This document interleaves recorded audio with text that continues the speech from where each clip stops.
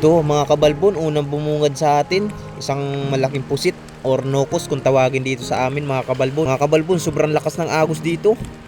At dito sa mga kabalbon, may napansin ako ditong isang balatan. Tawag namin dito mga kabalbon ay gadul.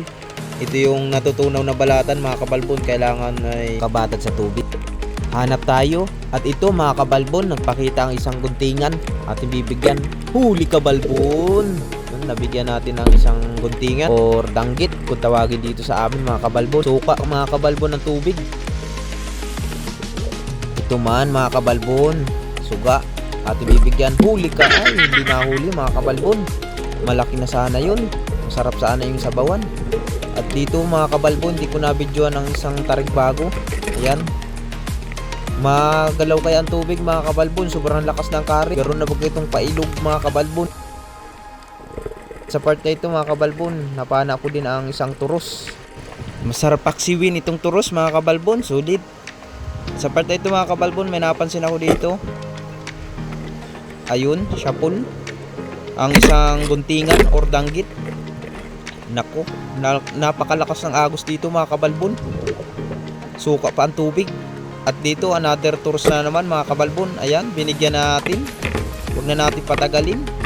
At tayo ay uuwi na rin mga kabalbon. Hindi lang tayo tatagal sa kuwan. Sobrang lakas nga ng current ng tubig.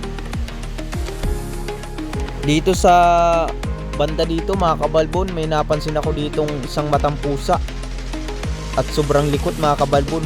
Pasensya na at hindi kita sa camera mga kabalbon. So binigyan ko yan mga kabalbon, kaso nga lang hindi siya tinamaan. Malakas kaya ang agos ng tubig mga kabalbon, kaya ako hindi makapisto ng maayos. At dito may nakita ako ditong isang kanuping or bukawin kung tawagin dito. Ayan, kahiga sa buhangin, nakatago sa lusay. Ating bibigyan yan mga kabalbon. Huwag natin pakawalan yan. Ayos yan, pang ulam na rin. Pang ulam muna ang hanap natin ngayon mga kabalbon. At gawa ng sobrang lakas ng amihan dito sa amin at sinabayan pa ng ulan, kaya tiyaga-tiyaga lang kami mga kabalbon. At kasawa ng mga dilata.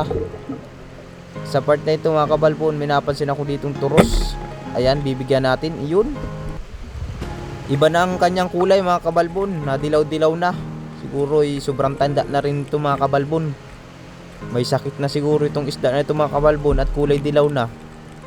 Ayan, hindi ko nabidyoan sa pagpana ang isang turos na naman ulit. Harvest ko ang turos dito mga kabalbon. Sa part na ito mga kabalbon, hindi ko na talaga kaya ang agos. Yeah, baka pulikatin pa ako mga kabalbon, delikado. Kaya inakit ko na si Father and Son Vlog na tayo iuwi na at hindi nga kaya. O kung yung makikita nyo mga kabalbon, nakasagkari. Kami uwi na mga kabalbon. Sobrang lakas ang kari. Sobra talaga mga kabalbon.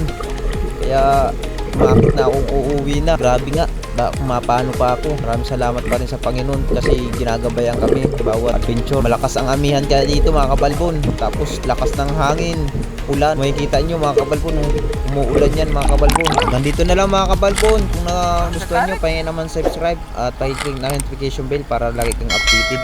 Bye bye.